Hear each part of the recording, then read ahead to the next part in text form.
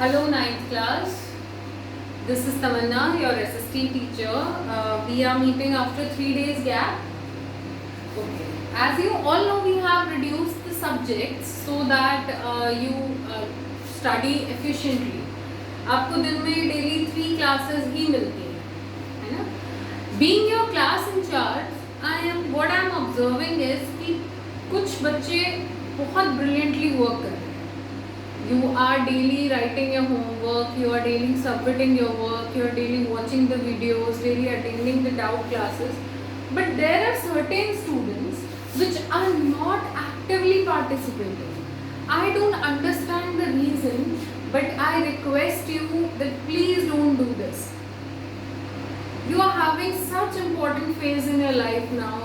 Ninth class has been started. बच्चे आप रहे नहीं हो, फ्यूचर के बारे में आपको सोचना है.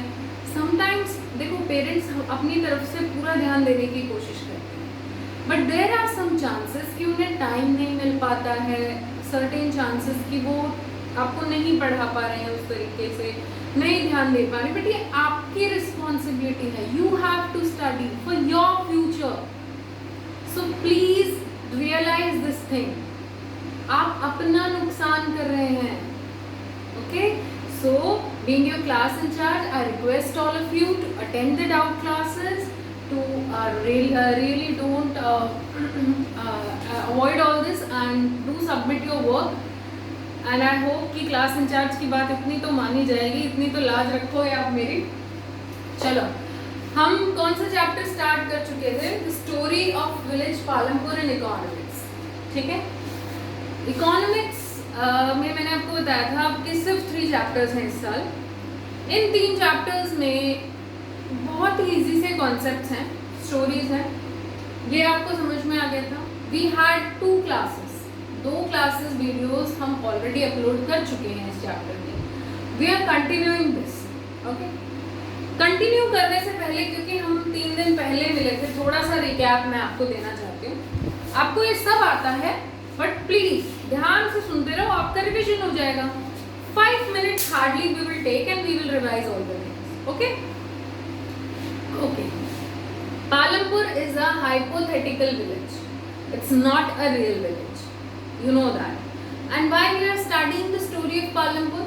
हम पालमपुर की स्टोरी पढ़ ही क्यों रहे हैं? To understand the concepts of production.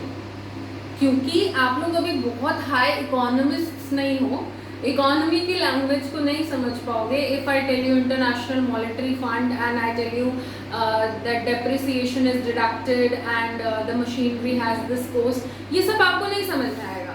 Basic चीजें आप लोगों को समझनी है अभी. तो बेसिक चीजों के लिए क्या करना है? स्टोरी की तरफ पढ़ना है.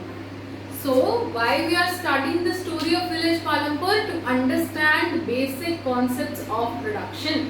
This can be a 1 mark question.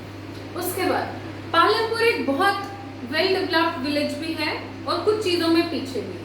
There are almost 450 families living in the village and among them 80 families belong to upper cast.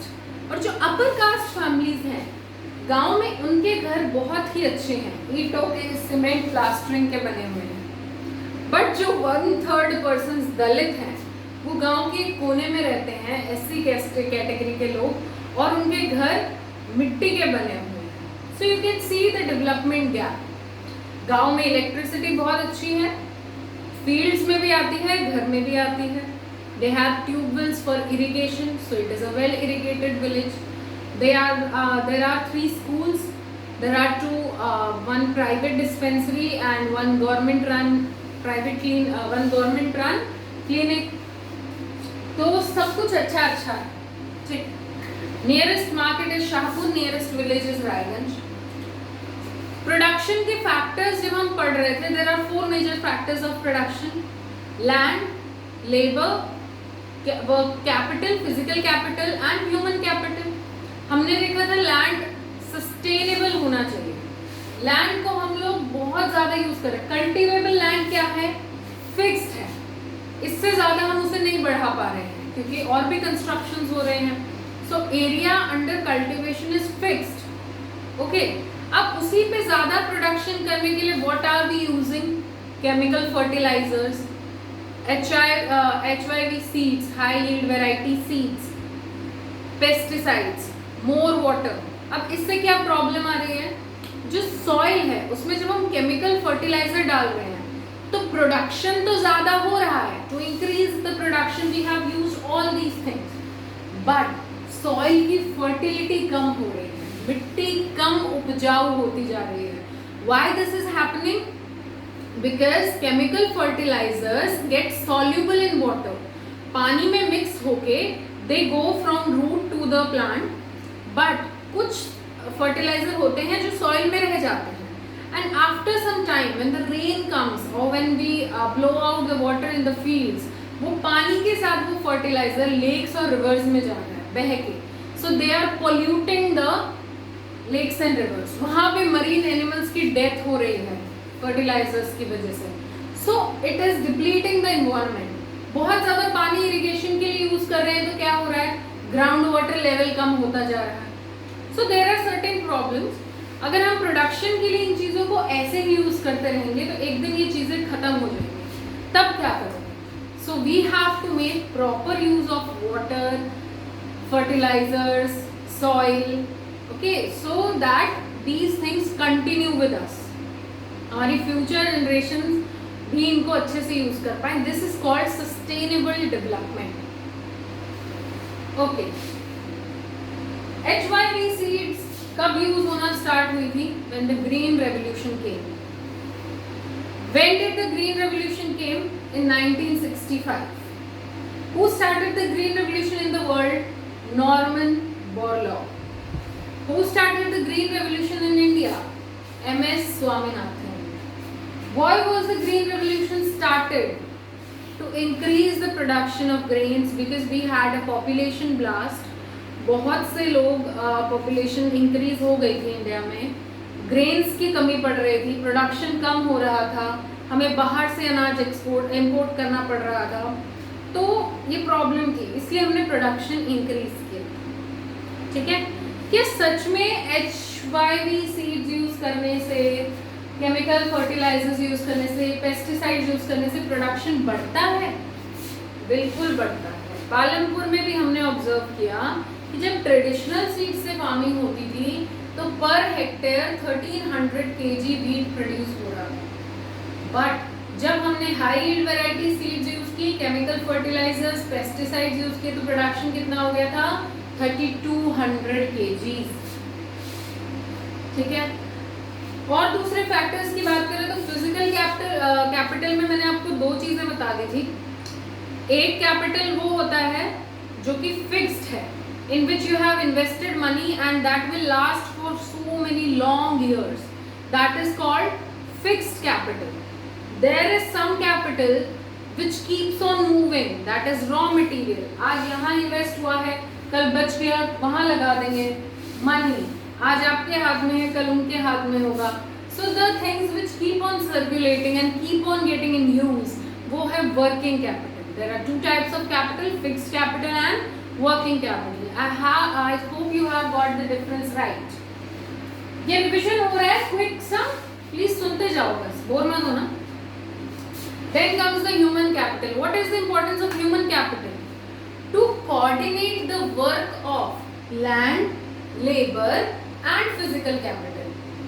To coordinate and implement the work of land, labor and physical capital, human capital is necessary. अब land अपने आप तो production कर नहीं देगा कि building आज बननी स्टार्ट हुई, कल बन के खड़ी हो गई, इंसान जाके देखे वाह ये क्या हो गया, ऐसा नहीं हो सकता. विदाउट लेबर भी कुछ नहीं हो सकता, विदाउट लैंड भी कुछ नहीं हो सकता, विदाउट कैपिटल के भी कुछ नहीं हो सकता. बट इन चीज़ों को इम्प्लीमेंट करने के लिए क्या चाहिए? इंसानी दिमाग. कहाँ से आएगा? Human capital. ओके, ह्यूमन को कैपिटल क्यों बोल रहे हैं? क्योंकि वो एक बहुत बड़ी इन्वेस्टमेंट है. अगर ह्यूमन नहीं होगा तो ये चीज़ें वर्कआउट नहीं कर सकती हैं. अगर आप चाहो रोबोट बन जाए एक ऐसा कि वो अपने आप सब काम कराए घूम के, तो वो पॉसिबल हो सकता है. अभी उतनी टेक्नोलॉजी नहीं है, तब तक तो ह्यूमन कैपिटल की वैल्यू इतनी ही रहेगी. Okay, now what I request you, एक रफ नोटबुक खोलो रफ नोटबुक में ये तीनों क्वेश्चंस लिखो, ये हमारे आज के टॉपिक्स हैं. Okay, these three topics we are going to discuss today in this class. Write down all these three questions in your notebook. Video को एक सेकंड के लिए पॉज करके ये तीनों ही चीजें अपनी नोटबुक में रफ में, सिर्फ रफ में लिखनी है आपको समझने के लिए. फटाफट लिखो, I am giving you the time.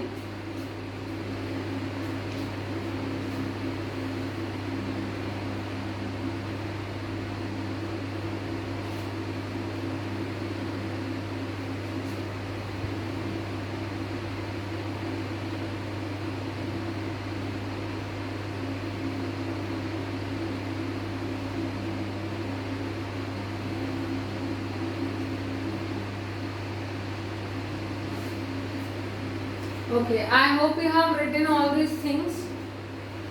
Discuss करना स्टार्ट करें. चलो, अगला टॉपिक है कि जो लैंड है, जो पूरा कल्टिवेबल लैंड है पालमपुर में, वो between the farmers, between all the families कैसे डिस्ट्रीब्यूटेड. समझना इसको. हमने बात की थी there are approximately 450 families. We have already discussed this कि टोटल कितनी फैमिलीज हैं विलेज में, 450. Out of these 450, 150 families are landless.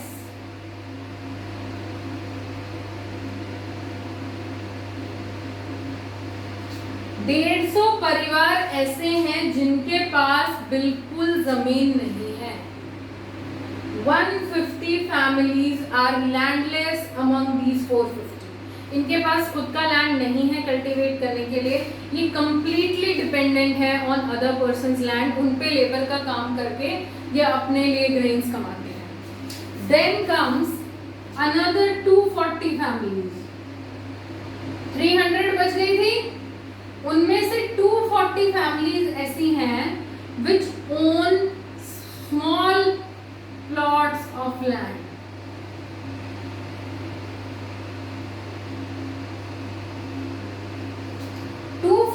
Families ऐसी. अब देखो 450 में से 150 माइनस कर दिए थे, कितने बच गए थे, 300 बची हैं. 300 में से 240 फैमिलीज ऐसी हैं जिनके पास स्मॉल प्लॉट्स हैं लैंड के. कितने स्मॉल हैं, लेस देन 2 हेक्टेयर्स. 2 हेक्टेयर से कम जमीन, छोटे छोटे प्लॉट्स 240 फैमिलीज के पास है. एक पिक्चर दी गई है आपको आपकी बुक में जिसमें ऑरेंज एंड ग्रीन कलर से फील्ड्स दिखाई गई हैं. उस फील्ड्स में देखना एक कोने पे बहुत छोटे छोटे छोटे छोटे प्लॉट्स बनाए गए हैं. तो ये छोटे छोटे प्लॉट्स इन 240 फैमिलीज के पास हैं. कितने बच गए, 60 families are large land owners.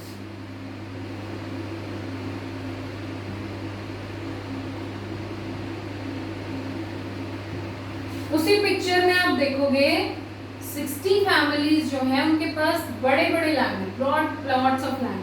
आपके गांव का ही एग्जांपल देखते हैं. सब जगह लैंड डिस्ट्रीब्यूशन इक्वल नहीं होता, अनइक्वल होता.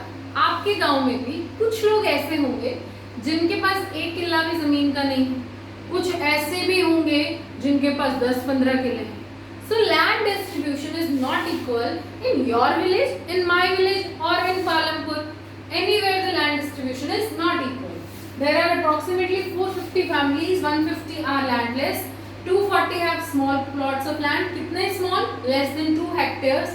60 families are large landowners. ठीक है? अब ये जो persons हैं, जो जिनके पास कम land होता है, ये क्या करते हैं? दूसरों की fields में जाके काम करते हैं एज फार्म लेबरर्स. ठीक है, जैसे आपके गांव में भी देखते होंगे आप, आधी पिटाई पे जमीन ले लेते हैं, वो फार्म लेबरर का काम है. कई बार कि भाई हमारे पास ज्यादा जमीन नहीं है, दूसरों के में हम खेती करते हैं. कोई नलाव करता है, कोई जब फसल आ जाती है उसे काटता है. ठीक है, so this was the criteria. अब एक स्टोरी दी गई है आपको गोविंद नाम के इंसान की. 1960 में गोविंद का केस पढ़ रहे हैं. स्टोरी को सुनना. गोविंद जी के पास 2.25 हेक्टेयर्स लैंड है। गोविंद जी के पास 2.25 हेक्टेयर्स लैंड है। उनके 3 बेटे हैं। लेबर की उन्हें जरूरत नहीं है क्योंकि घर में ये इतने मेंबर्स हैं, ये ही अपनी लैंड पे आराम से कल्टीवेशन कर सकते हैं, आराम से एग्रीकल्चर कर सकते हैं। ठीक है, लेबर की जरूरत नहीं है। जितना प्रोडक्शन होता है उनसे वो घर चला पा रहे हैं। ऐसा नहीं है कि उनके पास बहुत सारी सेविंग्स है, बहुत कुछ कमा लिया उन्होंने, बट आराम से शांति से घर चल रहा है, सुख से। इसके अलावा एक्स्ट्रा अर्निंग्स थोड़ी कहाँ से आ जाती है उनके पास? उन्होंने एक बफेलो रखी हुई है अपने घर पे। There is one buffalo with their family. उससे वो थोड़ा से एक्स्ट्रा अर्न कर पाते हैं दूध बेच। ये गोविंद की स्टोरी। बट जब गोविंद मर गए तो अब लैंड किसके बीच में बढ़ जाएगा? उनके 3 बेटों के बीच में।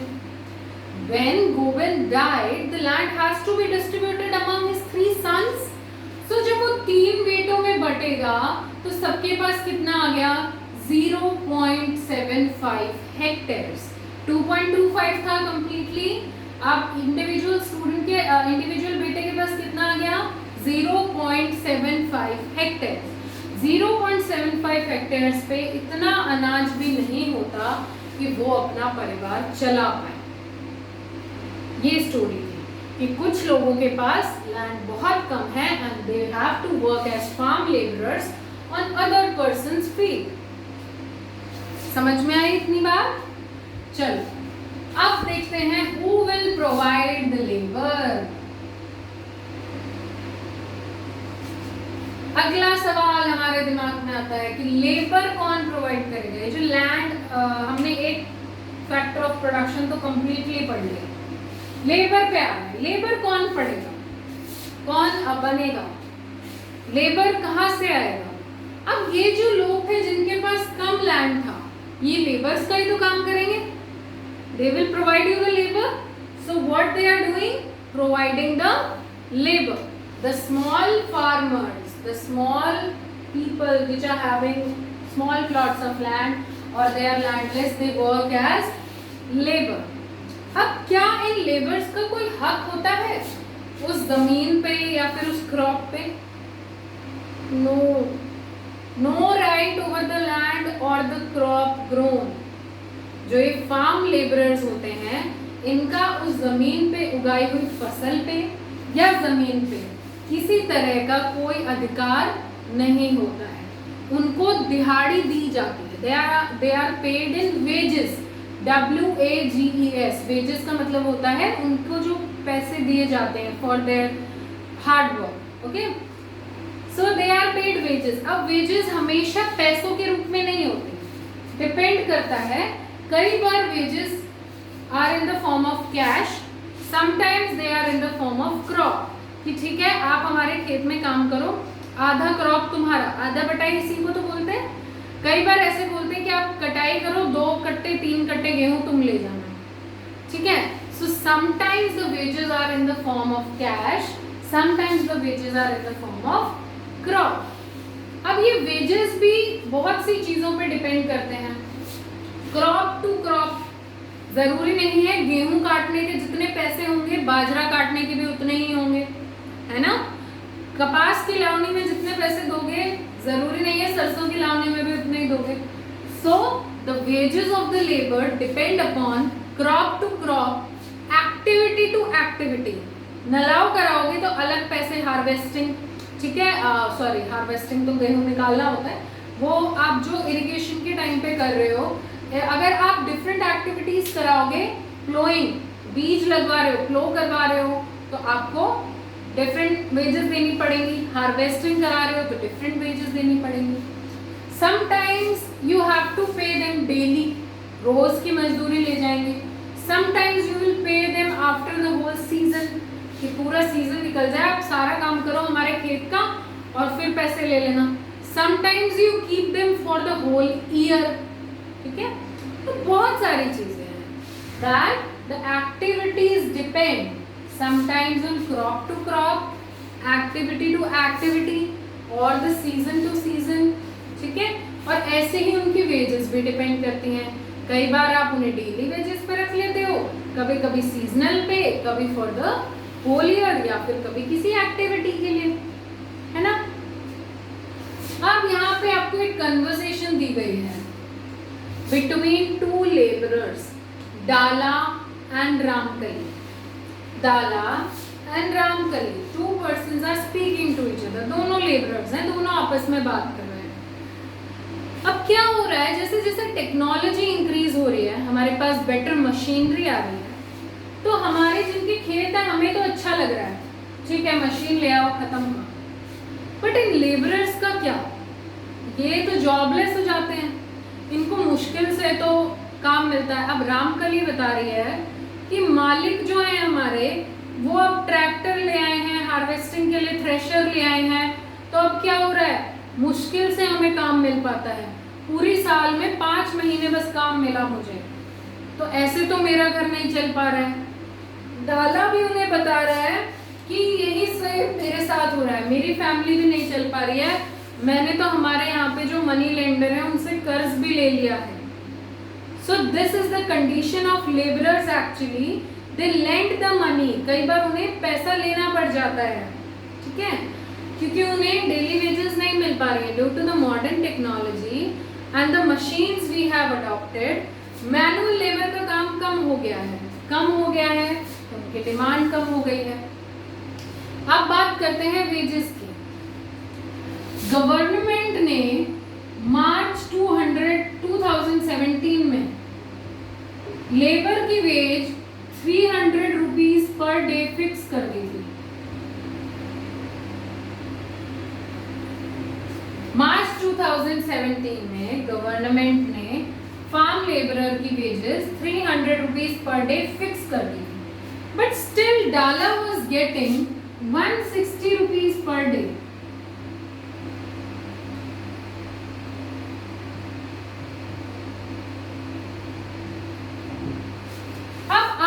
बताओ कि ये डिफरेंस क्यों, जब सरकार ने 300 रुपीज पर डे फिक्स कर दिया, तो आप मुझे बताओ उसे 160 रुपीज क्यों मिल रहे थे।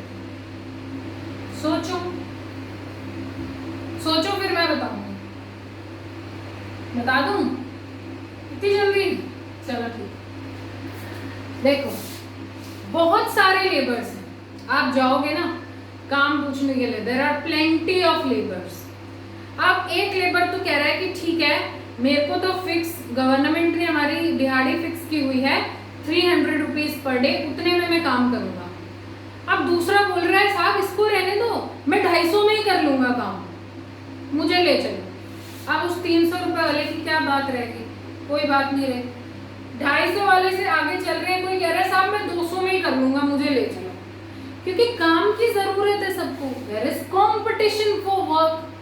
When there is competition for work and many people working in the one place, तो तब क्या होगा, कंपटीशन में लोग कम करते जाएंगे पैसे, और इस वजह से इनकी वेजेस लो हैं।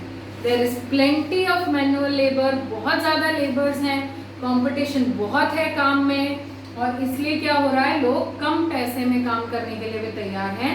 सो गवर्नमेंट ने जो मिनिमम वेज फिक्स की है उससे भी नीचे लोग काम कर रहे हैं, ठीक है, ये चीज समझ में आ गई बेटा। Now let's come to the capital. Labour हो गया, लैंड हो गया, कैपिटल पे आ जाए। So capital needed in the farming. Capital कहाँ से आता है, जो छोटे फार्मर्स हैं उन्हें तो कई बार मनी लेंडर्स से मनी बोरो करना पड़ता है। स्मॉल फार्मर्स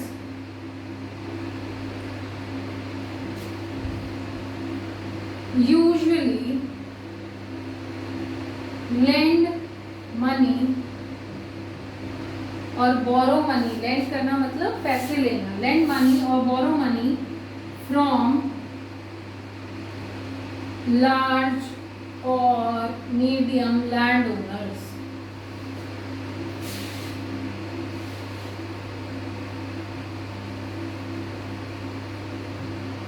अब प्रॉब्लम सिर्फ पैसों की नहीं थी, पैसे तो चलो मिल गए, इन्होंने लैंड कर लिए दूसरे फार्मर्स ने, बट ये जो लैंड ओनर्स इनको पैसे देते हैं ना, मनी लेंडर्स, बहुत हाई इंटरेस्ट रेट पे पैसा देते हैं।